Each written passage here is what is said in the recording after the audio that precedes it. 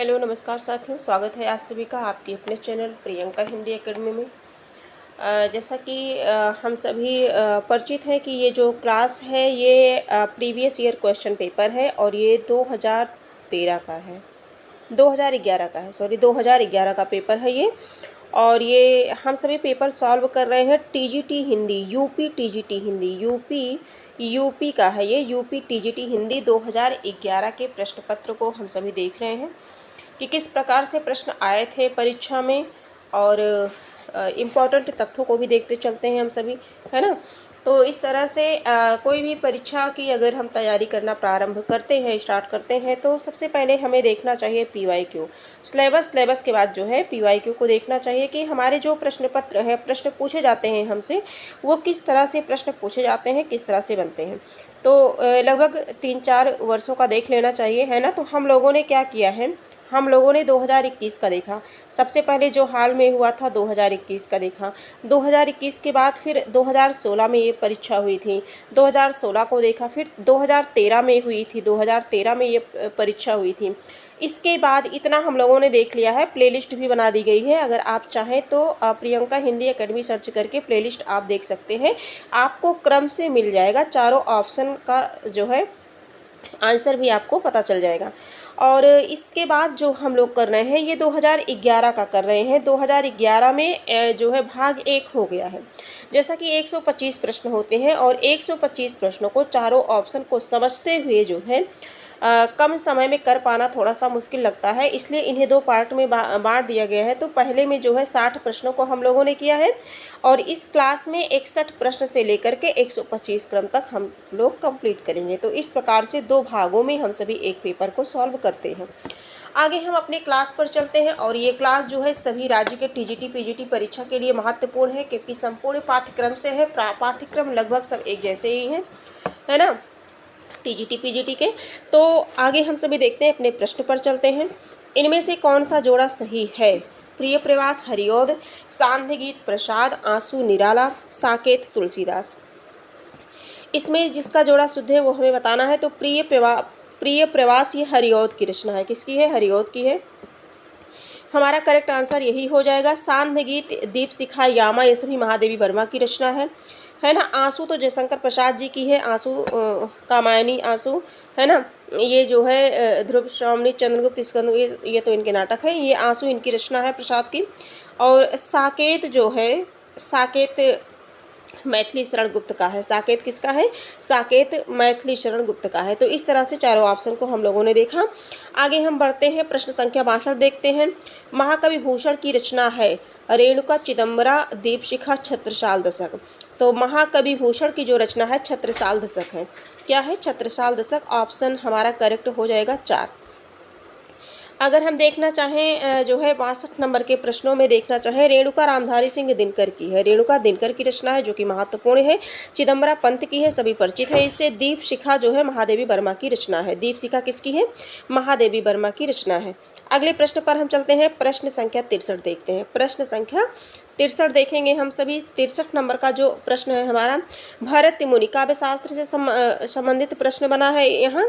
भरत मुनि ने रस सूत्र का विवेचन अपने किस ग्रंथ में किया है? भरत मुनि ने रस सूत्र का, तो भरत मुनि का नाट्य दर्पण नाट्य शास्त्र है। भरत मुनि का क्या है? नाट्य शास्त्र है। भरत मुनि ने जो है नाट्य शास्त्र ग्रंथ में किया है, ठीक है। और नाट्य शास्त्र में 10 गुण बताए हैं। कितने गुण? 10 गुण और 10 दोषों की चर्चा। इसके साथ साथ 4 अलंकारों का प्रयोग किया है। 4 अलंकारों का प्रयोग किया है। किसने किया है? भरत मुनि ने। किसमें? नाट्य शास्त्र में। आगे हम सभी देखते हैं जो है 64 नंबर के प्रश्नों को, अनुभावों के कितने भेद होते हैं? 2, 3, 4 और 6। अनुभाव के भेद की संख्या पूछी गई है। तो नाट्य शास्त्र में भरत मुनि ने अपने नाट्य शास्त्र में भावों की संख्या को 49 बताया है ना, 49 49 बताया है, जिनमें जो संचारी भाव हैं वो 33 हैं और स्थायी भाव जो है 8 है। इन्होंने रसों की संख्या 8 मानी है। तो जब 8 मानी है तो स्थायी भाव भी है, और वैसे कितने हैं? मुख्य रूप से 9 हैं। और अगर टोटल कुल जोड़ लिया जाए तो जो अन्य आचार्य माने हैं तो 11 हैं, है ना। लेकिन मुख्य रूप से जो परीक्षा में पूछा जाता है वो 9 है। और अगर जो है आपसे नाम लेकर के पूछा जाएगा भरतमुनि के अकॉर्डिंग तो हम सभी 8 बताएंगे। ठीक है, इतना ध्यान रखिएगा। आगे अनुभाव, हमारा जो प्रश्न है अनुभाव के भेद, तो अनुभाव के जो है 4 भेद हैं, कायिक, सात्विक, वाचिक और आहार। ये जो है अनुभाव के 4 भेद बताए गए हैं। आगे हम सभी देखेंगे, आगे प्रश्न देखेंगे हम सभी। जो है प्रश्न संख्या वीरों का कैसा हो बसंत में किस रस की है। वीरों का कैसा हो बसंत, ज़्यादा इसमें करने की आवश्यकता नहीं है, ये जो है वीर रस की बात हो गई है ना, जहाँ पर वीरता की बात हो। और ये वीरों का कैसा हो बसंत किसका है, सुभद्रा कुमारी चौहान का नाम आप लोगों ने सुना होगा। सुभद्रा कुमारी चौहान की एक कविता है वीरों का कैसा हो बसंत, है ना। और दुखी जीवन की कथा रही क्या कहूँ आज जो नहीं कही, है ना। उपर्युक्त में कौन सा रस है, तो ये करुण रस है। जहाँ पर जो है बिखरने की बात आती है वहाँ पर क्या होता है, करुण रस होता है ना। किसी अपने का मरण या अपने का वियोग, द्रव्य नाश एवं प्रेमी से बिछुड़ जाने या दूर चले जाने से जो दुख या वेदना उत्पन्न होती है उसे हम क्या कहते हैं, करुण रस कहते हैं। आगे हम सभी प्रश्न संख्या देखेंगे। मेरे तो गिरधर गोपाल दूसरो ना कोई, मेरे तो गिरधर गोपाल दूसरो ना कोई, जाके सिर मोर मुकुट सो मेरो पति होय, सो मेरो पति सोई। यानी कि इसमें कौन सा है, तो इसमें तो भक्ति रस है ना, भक्ति रस है। क्या है, भक्ति रस है। कौन सा रस है, इसमें भक्ति रस है। ठीक है, इसमें भक्ति रस है, तो इसका जो करेक्ट आंसर हो जाएगा, ये इसमें दिया नहीं गया है। और जहाँ तक है ये लोग ये सोच लिए होंगे ये जो है भक्ति रस है, भक्ति रस इसमें दिया नहीं गया है। तो यहाँ जैसे मेरो पति सोई, मेरे तो गिरधर गोपाल दूसरो ना कोई, मीराबाई कहती हैं। तो मीराबाई की जो श्री कृष्ण के प्रति था प्रेम, वो भक्ति का था, है ना। लेकिन या तो श्रृंगार समझ के दे दिए होंगे, ऑप्शन में नहीं दिए हैं, लेकिन इसका जो होगा वो भक्ति होगा। क्या होगा, भक्ति। आगे हम सभी देखेंगे, अगले प्रश्न पर देखेंगे। अगला प्रश्न है हमारा, मेरी भव बाधा हरो राधा नागर सोई, जातन की जाई परे श्याम हरित दुति होई, में कौन सा है, भक्ति रस है। इसमें कौन सा रस है, भक्ति रस है। और श्रृंगार रस के बारे में भी आप सभी को बताया गया है, वीर रस भी, अद्भुत रस भी, और रस से संबंधित आपको पूरी क्लास प्रोवाइड कराई गई है इस चैनल पर। आगे हम सभी देखेंगे, निम्न में कौन सा मात्रिक छंद है। जिनमें मात्राओं की गणना होती है उसे मात्रिक छंद कहते हैं, और जिनमें वर्णों की गणना होती है उसे वर्णिक छंद कहते हैं। तो दोहा, चौपाई, रोला सभी मात्राओं की गणना होती है, तो सभी क्या है, मात्रिक छंद है। करेक्ट आंसर हमारा 4 हो जाएगा, यानी कि ये सभी मात्रिक छंद में आते हैं। आगे देखेंगे, छंद शास्त्र के प्रणेता हैं। तो छंद शास्त्र के प्रणेता कौन माने जाते हैं, पिंगल माने जाते हैं। छंद शास्त्र के प्रणेता कौन है, पिंगल आचार्य हैं, पिंगल मुनि हैं, ऋषि हैं। पाणिनि की रचना की अगर हम बात करें तो क्या है, अष्टाध्यायी है, जो कि बहुत चर्चित है। क्या है, अष्टाध्यायी है। अष्टाध्यायी रचना किसकी है, पाणिनि की है। आगे देखेंगे 71 नंबर के प्रश्न को देखेंगे, मंगल भवन ये मंगल हारी, द्रवहु सुदशरथ अजिर विहारी। ये क्या है, दोहा है, चौपाई है, सोठा है, सवैया है। ये चौपाई तो सबको याद होगी, उठते बैठते सोते जागते, है ना, सभी हम पढ़ते रहते हैं इसको, मंगल भवन है मंगलहारी, है ना। तो ये जो है 71 नंबर का प्रश्न का हो जाएगा। इसका जो करेक्ट आंसर हो जाएगा वो हो जाएगा चौपाई। क्या हो जाएगा, चौपाई के 4 चरण होते हैं, प्रत्येक चरण में 16-16 मात्राएं होती हैं। अगले प्रश्न पर हम सभी चलते हैं। प्रश्न संख्या जो है, निज भाषा उन्नति है सब उन्नति को मूल, और बिन निज भाषा ज्ञान के मिटे नहीं को सूल। ये क्या है, मिटे नहीं को सूल। रोला है, दोहा है, चौपाई है। ये क्या है, करेक्ट आंसर इसका हो जाएगा, ये तो दोहा है ना, निज भाषा उन्नति है बिन सब उन्नति को मूल, है ना। आगे देखेंगे हम सभी जो है 73 नंबर का प्रश्न देखेंगे, सूर सूर तुलसी शशि उड़गन केशवदास, अब के कवि खगोत सम जह तह करे प्रकाश, जह तह करे प्रकाश। जो हिंदी साहित्य में जो सूरदास हैं वो सूर्य के समान हैं। किसके समान हैं, सूर्य के समान चमकते हैं, और तुलसी चंद्रमा के समान। तो इसमें कौन सा होगा, इसमें यमक अलंकार होगा। कौन सा अलंकार होगा, यमक अलंकार होगा। ठीक है, आगे देखेंगे इसमें जो है हम तो यमक ही मानेंगे, 73 है इसमें। आगे 74 नंबर के प्रश्नों को देखेंगे। प्रश्न संख्या 74, निम्नलिखित में बताना है, नील परिधान बीच सुकुमार, खुल रहा मृदुल अधखुला अंग, खिला हो ज्यों बिजली का फूल, मेघ मन बीच गुलाबी रंग। कुछ ट्रिक आपको बताई गई थी पढ़ाते वक्त, जो है अलंकार पढ़ाते वक्त, ज्यों त्यों बीच में अगर आता है तो वहाँ पर कौन सा अलंकार होता है। 74 नंबर का प्रश्न है आपका, ज़रा बताइए क्या होगा इसका, है ना। ये तो साफ किसका उदाहरण है, उत्प्रेक्षा का, है ना। उपमेय में कल्पित उपमान की संभावना जहाँ होती है वहाँ उत्प्रेक्षा अलंकार होता है। तो नील परिधान है, बीच सुकुमार, खिल रहा मृदुल अधखुला अंग, है ना, खिला हो जो बिजली का फूल, मेघ बन बीच गुलाबी रंग, इसमें क्या है, उत्प्रेक्षा अलंकार है। आगे हम सभी देखेंगे, चरण कमल बंदो हरिराई में कौन सा अलंकार है।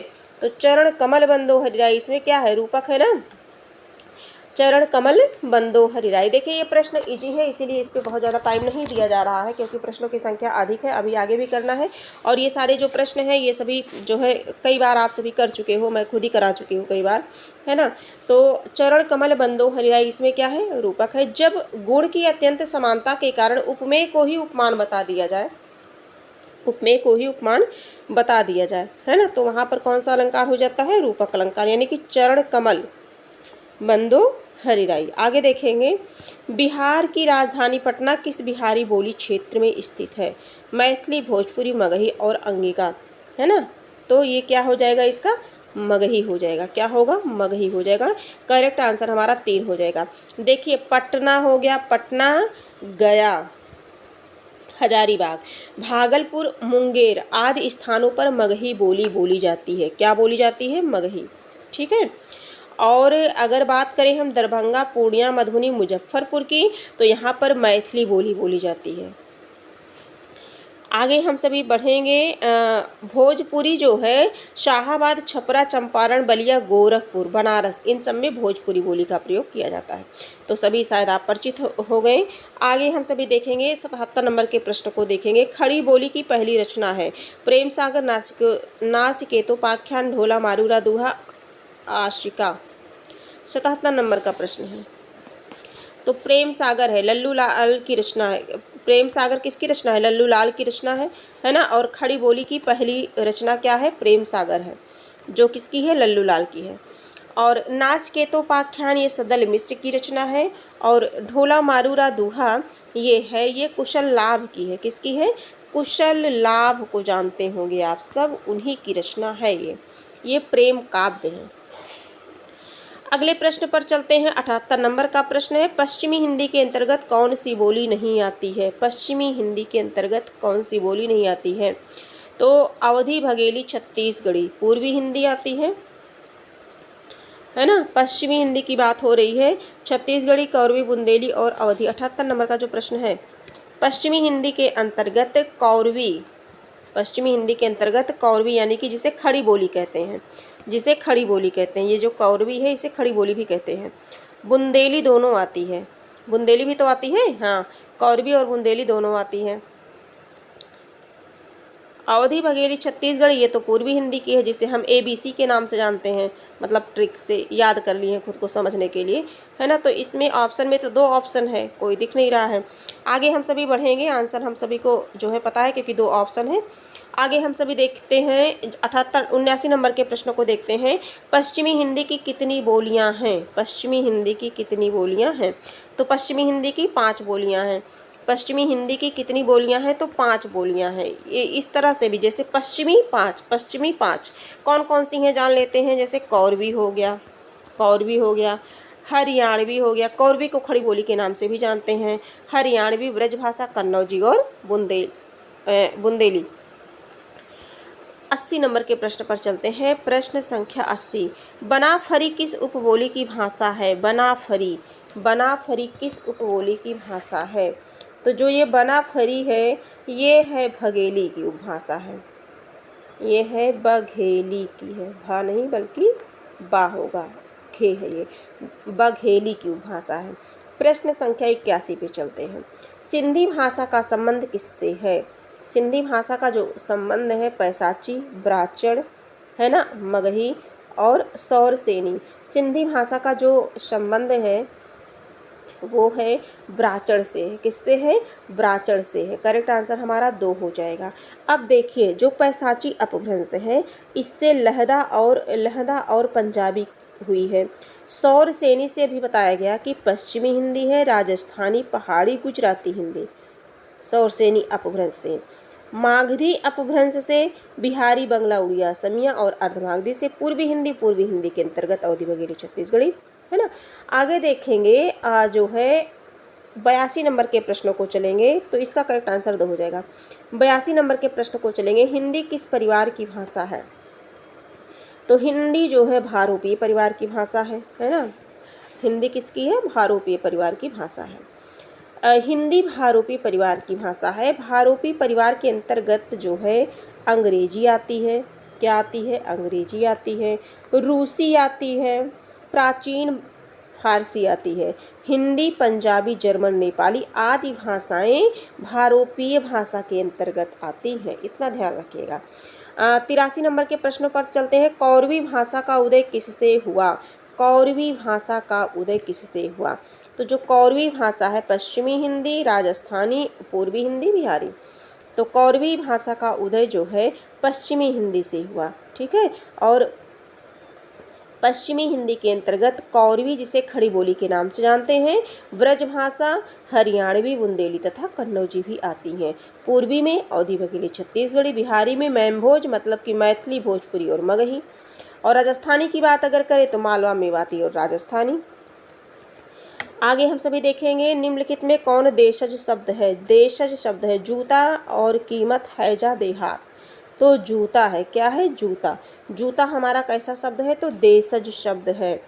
हैजा, कीमत तथा जो है देहात ये विदेशी है। ये बाकी सभी क्या हैं? विदेशी हैं। क्या है? विदेशी हैं।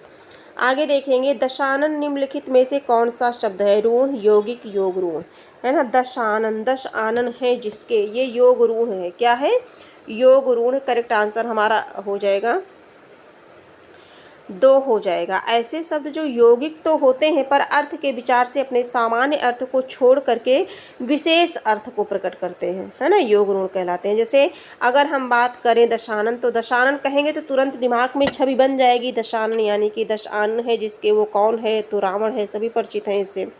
लंबोदर, है ना। लंबोदर यानी कि लंबा है उधर जिसका, किसका है? गणपति जी हैं, गणेश जी हैं। तो ये तीसरे का बोध जो कराए वो, यानी कि जो बहुव्रीहि समास आप जानते होंगे, है ना। तो ठीक उसी तरह से ये भी है, वही उसी का रूप है समझिए। बहुव्रीहि समास में जितने उदाहरण आते हैं सब इसके अंतर्गत आएंगे। 86 नंबर के प्रश्न पर चलते हैं। प्रश्न संख्या 86 है। निम्नलिखित में से कौन मूर्धन्य ध्वनि है? ऋटुरसा नाम मूर्धा। देखिए अकुह विसर्जनीय नाम कंठा, इचुयशा नाम तालु, ऋटुरसा नाम मूर्धा। तो इस तरह से हम लोगों ने तो सूत्र के हिसाब से याद कर लिया था, कभी जिंदगी में भूलता ही नहीं है ना। जो शब्द आते हैं तो आपको जिस तरह से इजी लगे आप उस तरह से याद कर लीजिए। तो इसके साथ साथ जो है हम सभी देखेंगे टाठा, ऋटुरसा राम, है ना। री टू, टा वर्ग मतलब र, और ये वाला सा क्या होता है? मूर्धन्य आता है। तो री तो है नहीं इसमें, टा वर्ग टा, ठा, डा है ना। रा भी नहीं है, सा भी नहीं है। चौथा ऑप्शन क्या है? ये जो द्विगुण आता है ढ़ा, है ना, ये है। तो यही हमारा करेक्ट आंसर हो जाएगा, नहीं पूछा गया है। हाँ, करेक्ट आंसर इसका क्या हो जाएगा? क्या हो जाएगा इसका? चौथा ऑप्शन हो जाएगा। ये 2 द्विगुण व्यंजन है, एक डा लिख करके नीचे बिंदी जो रख दी जाती है और एक ढा लिख करके नीचे बिंदी रख दी जाती है। ये दोनों क्या होते हैं? द्विगुण व्यंजन कहलाते हैं। आगे हम सभी देखेंगे 87 नंबर के प्रश्न पर चलते हैं। प्रश्न संख्या है 87। निम्नलिखित में से कौन एक अल्प प्राण ध्वनि है? अल्प प्राण, महाप्राण, है ना। अल्प प्राण, महाप्राण और अघोष, सघोष, स्वर, व्यंजन, वर्गीय व्यंजन, इन सभी की क्लास आपको जो है यूट्यूब पे मिल जाएगी। प्रियंका हिंदी एकेडमी अभी हाल ही में मैंने पढ़ाया है और बहुत अच्छी क्लास है, वो बड़ी सरल भाषा में मैंने समझाने की कोशिश की है। आप चाहें तो देख सकते हैं, देख करके अगर आप नोट्स बना लेंगे तो वो हमेशा आपके काम आएगा, चाहे जो भी परीक्षा होगी, हर परीक्षा में वो आपको काम आएगा। आगे देखेंगे निम्न में से कौन सा एक अल्प प्राण है? तो अल्प प्राण की बात अगर करें तो क्या हो जाएगा, अल्प, एक हो मतलब करेक्ट आंसर हमारा ए हो जाएगा। ठीक है, जिन ध्वनियों के उच्चारण में श्वास अल्प मात्रा में निकले, अल्प मतलब थोड़ी सी मात्रा में, और जिसमें हकार जैसी ध्वनि नहीं होती उसे अल्प प्राण कहते हैं। जैसे का, खा, अंगा मतलब 1 3 5 है ना, अल्प प्राण। 2 और 4 क्या है, महाप्राण है। 2 और 4 क्या है, महाप्राण है। आगे हम सभी बढ़ते हैं, 88 नंबर के प्रश्नों पर चलते हैं। देवनागरी लिपि का विकास किससे हुआ? तो देवनागरी लिपि का विकास जो हुआ ब्राह्मी लिपि से हुआ। किससे हुआ? ब्राह्मी लिपि से हुआ। आगे बढ़ेंगे, और भारत में प्राचीन समय में 3 लिपियां थीं। 3 लिपियां प्रचलित थी, सिंधु घाटी लिपि, खरोष्ठी लिपि और ब्राह्मी लिपि। तो उसी ब्राह्मी लिपि से जो है देवनागरी लिपि का विकास माना जाता है। 89 नंबर के प्रश्न पर चलते हैं। देवनागरी लिपि में स्वर वर्णों की संख्या है। देखिए, देवनागरी लिपि में स्वर वर्णों की संख्या अगर पूछा जाए तो 11 है। कितनी है? 11 है। और जो है, हाँ, ये करेक्ट आंसर हमारा ए हो जाएगा। आगे हम बढ़ते हैं। देवनागरी लिपि मूलतः क्या है? वर्णात्मक, अक्षरात्मक, चित्रात्मक, प्रतीकात्मक है। ऐसे प्रश्न बनते हैं, परीक्षा में पूछे जाते हैं। तो जो है इसका अगर हम देखें तो अक्षरात्मक है। करेक्ट आंसर हमारा बी हो जाएगा। देवनागरी में प्रत्येक वर्ण के लिए अलग ध्वनि है। क्या है? अलग ध्वनि है। ठीक है, प्रत्येक अक्षर उच्चरित होते हैं। देवनागरी लिपि का जो विकास हुआ है ब्राह्मी से हुआ है। ये प्रश्न बना था, अभी हम लोगों ने बताया है ना, देखा अभी हम लोगों ने। तो ये क्या है? अक्षरात्मक है। अक्षरात्मक का मतलब प्रत्येक जो है वर्ण के लिए अलग ध्वनि है। ठीक है, जैसे आपको समझाना चाहूँगी, जैसे इंग्लिश में है तो क्या है, हम के भी कर सकते हैं का के लिए, और सी का भी प्रयोग करते हैं, लेकिन हिंदी में ऐसा नहीं है। यही चीज़ प्रश्न समझिए पूछ रहा है। आगे हम सभी देखेंगे, 91 नंबर का प्रश्न है। देवनागरी लिपि के विकास में क्या सत्य नहीं है? ये सारी चीज़ें ये लिपि से संबंधित एक एक शब्द को आपको बताया गया है, एक एक टॉपिक, और आपको जो है डॉक्टर वासुदेव नंदन प्रसाद जी की बुक से पढ़ाया गया है, बहुत अच्छे से पढ़ाया गया है। उसमें के उदाहरण, वहाँ से सारे शब्द जो है परीक्षा की दृष्टि से बहुत ही इम्पोर्टेंट है। आपको देखना चाहिए। देवनागरी लिपि के विषय में क्या सत्य नहीं है? यह दाएं से बाएं लिखी जाती है। इसकी उत्पत्ति नागर ब्राह्मणों से मानी जाती है। यह वर्णात्मक लिपि है। इसमें सिरोरेखा का प्रयोग किया जाता है। आगे देखेंगे तो इसमें क्या सत्य नहीं है? यह वर्णात्मक लिपि है। यह सत्य नहीं है। देवनागरी लिपि की विशेषता में अगर देखें तो यह दाएं से बाएं लिखी जाती है। दाएं से बाएं लिखी जाती है। इसकी उत्पत्ति तो नागर ब्राह्मणों से मानी जाती है। यह अक्षरात्मक है, अभी हम लोगों ने पढ़ा। सिरोरेखा भी खींचा जाता है इसके ऊपर। और देवनागरी की जो वर्णमाला का वर्णक्रम है वो वैज्ञानिक है। वर्णमाला का जो वर्णक्रम है वो क्या है? वैज्ञानिक है। आगे हम सभी देखेंगे, ये इसकी विशेषता है, आप देख सकते हैं। तोता डाली पर बैठा, उस वाक्य में कौन सा कारक है? तोता डाली पर बैठा, कौन सा कारक है? ठीक है, करण कारक, संबंध, अधिकरण और अपादान। में पर अपर, में पर ऊपर, है ना। तो इसका क्या हो जाएगा? अधिकरण कारक हो जाएगा। कर्ता ने कर्म को करण से, है ना, ये संबंध को, ये अपादान अलग होने के अर्थ में, और जो है ये जो है अधिकरण, में पर ऊपर अधिकरण कारक है। करेक्ट आंसर 3 हो जाएगा। 92 का तीसरा हो जाएगा। अब देखेंगे, देखिए आप देख सकते हैं यहाँ का, जैसे कर्ता ने, है ना, कारकों को देख लेते हैं। कर्ता ने कर्म को, ये विभक्ति, ये कारक है ना, और इसके ये चिन्ह हैं। आप अगर इन्हें याद कर लेंगे तो वाक्य को अगर देखेंगे तो उसका जो है सही प्रयोग आप कर सकते हैं, पहचान सकते हैं। करण से हो गया, से के द्वारा भी होता है। और संप्रदान को के लिए अपादान से अलग होने के अर्थ में, जैसे पेड़ से पत्ते गिरते हैं, गंगा हिमालय से निकलती है, जब मोहन घर से निकलता है। कहने का मतलब जब कोई व्यक्ति वस्तु एक स्थान से क्या होती है? अलग हो जाती है। तो अलग होने के अर्थ में क्या होता है? पंचमी विभक्ति, यानी कि अपादान कारक, की परीक्षा में बहुत पूछा जाता है। संबंध का के की रा रे री ना नैनी समझाने के लिए, है ना। अधिकरण में पर ऊपर, तो यही प्रश्न बना था हमारा। क्या बना था? यही बना था। संबोधन हे भो अरे। अब हम देख लेते हैं 1 2 3 4 5 6 7 8। अब अगर पूछा जाए कि कारक की संख्या कितनी है, तो हम लोगों ने अभी सामने ही गिन लिया। कितनी गिना? कितना काउंट किया, 8। कारकों की संख्या कितनी है, 8 है। लेकिन संस्कृत में क्या है, 6 कारक हैं। संस्कृत में पूछे कारकों की संख्या तो 6 है ना, क्योंकि प्रथमा विभक्ति जो है। आगे देखेंगे हम सभी, अगले प्रश्न को देखेंगे। संस्कृत हिंदी से है, हिंदी में प्रश्न बनेगा, हिंदी है ना, तो हिंदी में इतना जानते रहिए कि हिंदी में कारकों की संख्या कितनी है, 8 है। आगे देखेंगे, साधु आ रहे हैं, वाक्य में साधु का वचन निर्धारित कीजिए। एक वचन है, बहुवचन है, द्विवचन है। अब ये वचन से संबंधित भी क्लास हो चुकी है, हाल ही में हुई है ना, क्योंकि हम लोग देखिए अब व्याकरण की भी क्लास पढ़ते हैं और निःशुल्क रूप से और इसके साथ साथ जो है हम सभी प्रैक्टिस सेट भी लगाते हैं। अभी तो फिलहाल पेपर सॉल्व कर रहे हैं, नहीं तो कुछ प्रश्नों की प्रैक्टिस से लेकर के संपूर्ण पाठ्यक्रम से संबंधित हम सभी उपस्थित होते हैं। जो हमारे प्रतियोगी साथी हैं, जो जानते हैं, क्लास देखते हैं, उनको पता है, लेकिन जो हमारे नए मित्र हैं उन्हें बताना ज़रूरी है। और इसके साथ ही साथ जो है तो हाँ, तो उसमें भी बराबर पढ़ ही रहे हैं, साथ ही चल रही है। आजकल जो है वाक्य शुद्धि से संबंधित प्रश्नों को देखा जा रहा है। 10 प्रश्नों की श्रृंखला है व्याकरण में, है ना, जो टारगेट है समीक्षा अधिकारी, सहायक समीक्षा अधिकारी, लेकिन वो TGT, PGT, LT grade, KVS, NBS, estate, Super TET, मतलब अन्य राज्य के टीजीटी, पीजीटी सभी के लिए मोस्ट इंपॉर्टेंट प्रश्न है वो। वहाँ से हूबहू परीक्षा में प्रश्न वैसे के वैसे आ जाएंगे, इसलिए देखना आप सभी को ज़रूरी है। और देखने के साथ साथ परीक्षा में जो आए उसके साथ हमको जो है हिंदी को शुद्ध शुद्ध लिखना और शुद्ध शुद्ध बोलने का ज्ञान होता है और बहुत उपयोगी है हमारे लिए।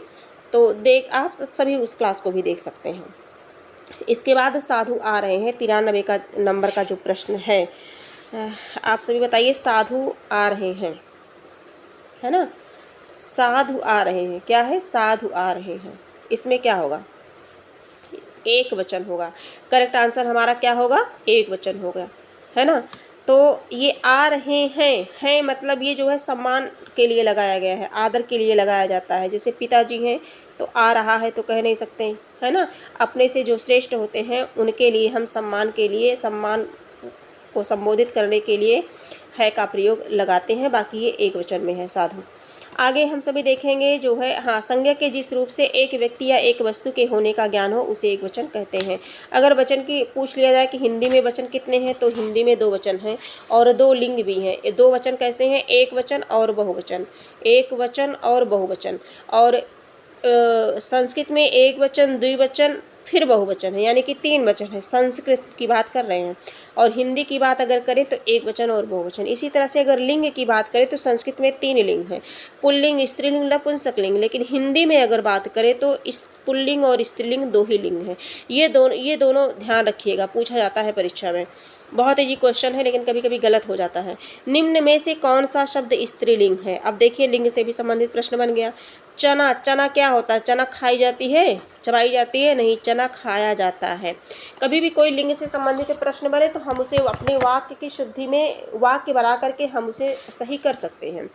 अरहर, बाजरा और उड़द, तो इसमें जो स्त्रीलिंग है क्या है, अरहर स्त्रीलिंग है ना, अरहर स्त्रीलिंग शब्द है। आगे देखेंगे 95 नंबर का प्रश्न देखेंगे, जो है 95 नंबर का जो प्रश्न है, इसमें देखेंगे क्या है प्रश्न संख्या 95। हाँ, विद्याभ्यास, है ना, संधि से बड़ा ही इजी प्रश्न पूछा गया था। तो ये है भी वैसे 2011 की बात है ना, 2011 में ये प्रश्न बना था।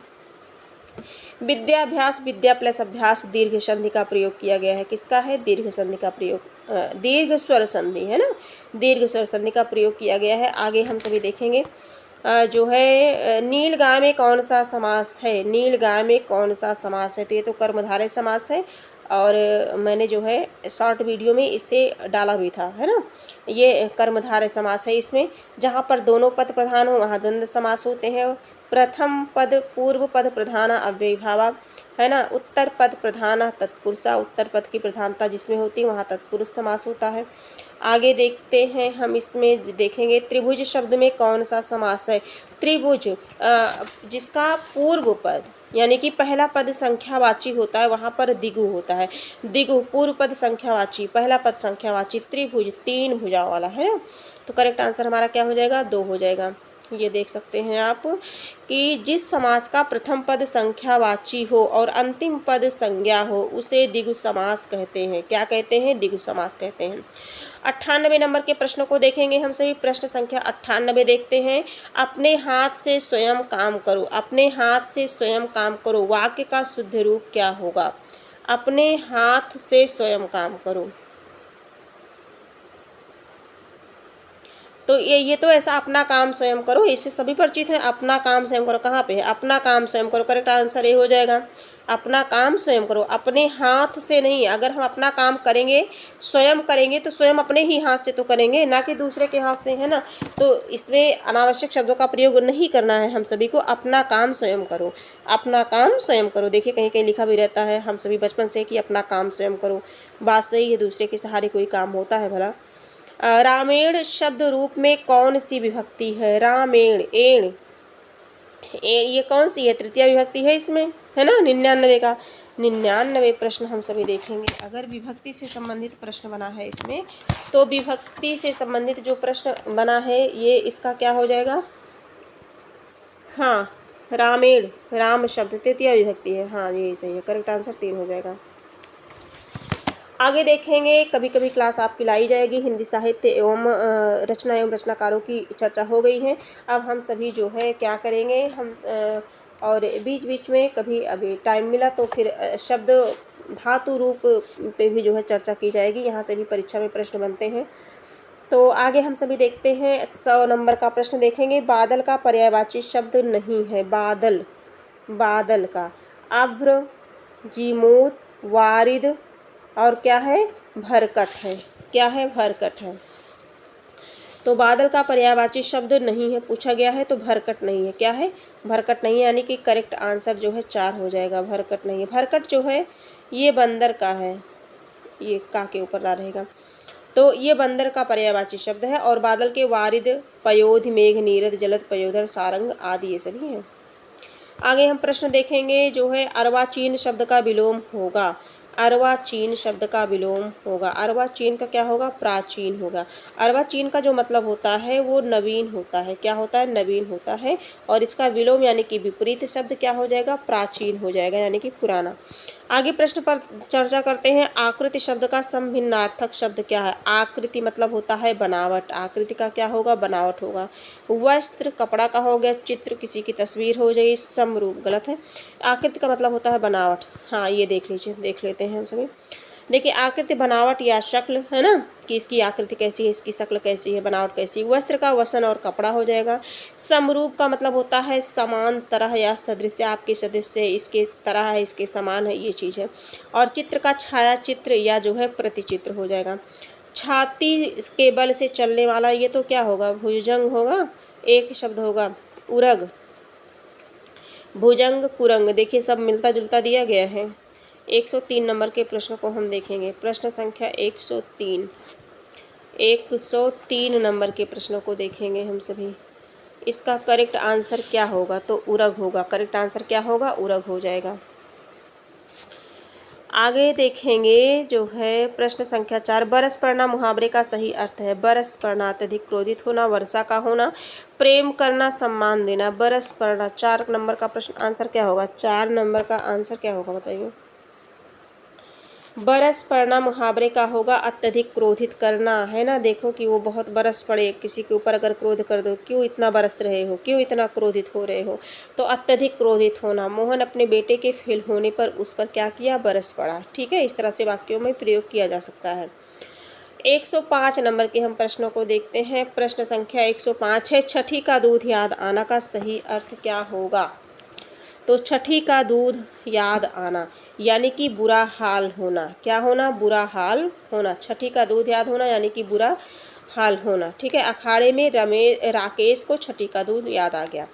आगे हम प्रश्न देखते हैं। प्रश्न संख्या है मालविकाग्निमित्रम नाटक के लेखक का नाम है। मालविकाग्निमित्रम विक्रमोर्वशीयम किसका है ये? मालविकाग्निमित्रम के लेखक जो है कालिदास है। कौन है? कालिदास है। विक्रमोर्वशीयम, अभिज्ञान शाकुंतलम, रघुवंशम, कुमार संभवम, ये सारी रचनाएं किसकी हैं? तो ये सारी रचनाएं जो हैं कालिदास जी की हैं। किसकी हैं? कालिदास जी की हैं। ऋतु संहारम, कुमार संभवम, रघुवंशम, अभिज्ञान शाकुंतला जो कि नाटक है इनका बहुत ही प्रसिद्ध है। आगे हम सभी देखेंगे एको रसः करुणिकः, करुण रस के लिए भवभूति जाने जाते हैं। भास के 13 नाटक हैं जो बहुत चर्चित हैं, ये सभी आप याद कर लीजिएगा भास के, है ना। प्रतिमा नाटकम ये भास की कृति है। आगे भारवी है, किरातार्जुनीयम भारवी की रचना है। आगे देखेंगे हम सभी इनमें से कौन सी रचना कालिदास की नहीं है, तो अभिज्ञान शाकुंतलम, मालविकाग्निमित्रम, विक्रमोर्वशीयम, ये जो प्रतिमा नाटक है यही नहीं है, ये भास की नाटक है। नो, करेक्ट आंसर 4 हो जाएगा। 8 नंबर के प्रश्न को देखते हैं। मालती माधव रचना के लेखक का नाम बताइए। भवभूति, कालिदास, भास और श्रीहर्ष। मालती माधव भवभूति की रचना है। मालती माधव किसकी रचना है, तो ये भवभूति की रचना है। महावीर चरितम, उत्तर रामचरितम, 3 रचनाएं मालती माधव, महावीर चरितम और उत्तर रामचरितम, ये सभी भवभूति की रचना है। इनकी रचना कालिदास के बारे में बताया गया, भारवी किरातार्जुनीयम बताया ही गया अभी की। श्रीहर्ष का नैषधीय चरितम श्रीहर्ष की रचना है। श्रीहर्ष एक बच्चे हैं ना, इनकी रचना क्या है, नैषधीय चरितम है। आगे बढ़ते हैं, प्रश्न संख्या 9 पर चलते हैं। इनमें से कौन सी रचना भारवी की है। अभिज्ञान शाकुंतलम तो अभी हम लोगों ने पढ़ा कालिदास की है। दश कुमार चरितम, दासे दस कुमार, दासे दंडी बताया है आप सभी को पहचान, दश कुमार चरितम हो गया। काव्यादर्श भी दंडी की रचना है। काव्यादर्श एक रचना आती है, ये भी दंडी की ही रचना है। आगे हम अगर देखेंगे तो रघुवंशम महाकाव्यम, ये सभी जो है इनका है, कालिदास जी का है। किरातार्जुनीयम भारव की रचना है, अभी ये मैंने बताया था ऊपर ना, किरातार्जुनीयम भारव की रचना है। आगे देखेंगे 110 नंबर के प्रश्न को, शिशुपाल वध के लेखक का नाम है। शिशुपाल वध तो हम सभी देखेंगे, पहले कालिदास की रचना को इतनी देर से देख रहे हैं। महाकवि माघ, शिशुपाल वध की रचना, शिशुपाल वध किसकी रचना है, महाकवि माघ की रचना है। शिशुपाल वध के लेखक कौन है, महाकवि माघ है। और आगे हम देखेंगे जो है इनमें से कौन सी रचना दंडी की है। दस कुमार चरितम शिवराज, अभी बताया था मैंने कि दास है दंडी, दस कुमार चरितम, काव्यादर्श, अवंती सुंदरी, है ना, ये सभी जो है दंडी की रचना है। तो इसमें दस कुमार चरितम है, तो ये दंडी की रचना है। अगला प्रश्न देखते हैं, प्रश्न संख्या 112 देखते हैं। 125 से बस हम लोग करीब ही हैं, है ना, करीब ही पहुंच गए हैं, बहुत घबराने की ज़रूरत नहीं है। आगे देखेंगे नैषधीय चरितम के रचनाकार हैं। नैषधीय चरितम श्रीहर्ष की रचना है। नैषधीय चरितम किसकी है, श्रीहर्ष की रचना है नैषधीय चरितम। और दस कुमार चरितम जो है दंडी की, अभी बताया गया। भास के 13 नाटक है, प्रतिमा नाटकम भास की रचना है। और किरातार्जुनीयम भारव की रचना है, किसकी है, भारव की है। स्वप्नवास वदत्तम, है ना, भास की रचना, भास के नाटक है, 13 नाटक हैं भास के, बहुत इंपॉर्टेंट है। और विद्यालय का संधि विच्छेद है, देखिए कितना इजी प्रश्न दे दिया गया। विद्या प्लस आलय, विद्या प्लस आलय दीर्घ स्वर संधि है। करेक्ट आंसर 113 का करेक्ट आंसर ए हो जाएगा। आगे हम सभी बढ़ते हैं, जो है महोत्सव में कौन सी संधि है। देखिए संधि से लगातार प्रश्न पूछा जा रहा है। संधि, एक प्रश्न हो गया, दूसरा प्रश्न, एक प्रश्न पहले भी पूछा गया था, 3 प्रश्न हो गए। महोत्सव, महा प्लस उत्सव, अगर इसका हम विच्छेद करना चाहें, विच्छेद का मतलब होता है अलगाव, महा प्लस उत्सव, है ना, उत्सव क्या हो जाएगा, महोत्सव, ओ बन जाएगा। आ और उ मिल करके क्या बनेगा, ओ बनेगा। ओ यानी कि जो है गुण संधि हो गया, है ना, गुण संधि हो जाएगा। आगे देखेंगे सचित शब्द में कौन सी संधि है। सत प्लस चित, सत प्लस चित, वृद्धि नहीं होगा, गुण नहीं होगा, यण सचित संधि। देखिए इसमें जो 114 नंबर का प्रश्न है, 115 नंबर का प्रश्न है। सत प्लस चित, सत प्लस क्या हो जाएगा, चित हो जाएगा। ये तो व्यंजन संधि का उदाहरण है ना। तायादा के बाद चा अथवा छा हो तो तायादा के स्थान पर चा हो जाता है, यानी कि आधा चा हो जाता है, जैसे उच्चारण होता है तो उत प्लस चारण हो गया। इसी तरह से यहाँ व्यंजन संधि है, व्यंजन संधि इसमें दी नहीं गई है। आगे देखेंगे हम सभी, ग्रह गच्छति शब्द का संधि विच्छेद कीजिए। ग्रह गच्छति 16 नंबर का प्रश्न है। ग्रहम गच्छति क्या हो जाएगा, ग्रहम गच्छति, करेक्ट आंसर हमारा ए हो जाएगा। आगे जो है प्रश्न है, महात्मा शब्द में कौन सा समास है। महात्मा शब्द में कौन सा समास है, महात्मा शब्द में कौन सा समास है। महात्मा,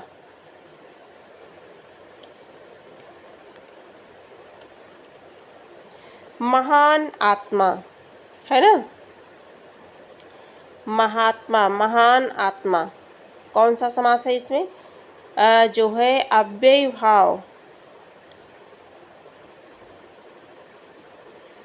इसमें जो है अव्ययी भाव, महात्मा शब्द में अव्ययी भाव समास है। इसमें पहला या पूर्व पद अव्यय होता है और उसका अर्थ प्रधान होता है। अव्यय के संयोग से समस्त पद भी अव्यय बन जाता है, जैसे महात्मा, महान, आत्मा। आगे हम सभी देखेंगे अगला प्रश्न, प्रतिदिनम शब्द का समास विग्रह कीजिए। दिनम दिनम प्रति, दिनम दिनम प्रति, इसमें कौन सा सही होगा? 18वें। तो प्रतिदिनम शब्द का समास विग्रह दिन दिन प्रति होगा।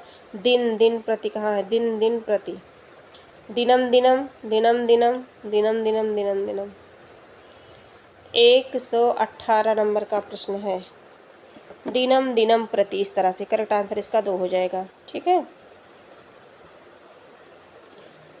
प्रतिदिनम है ना, प्रायः उपसर्ग लगा होता है तो ये अव्ययभाव समास है।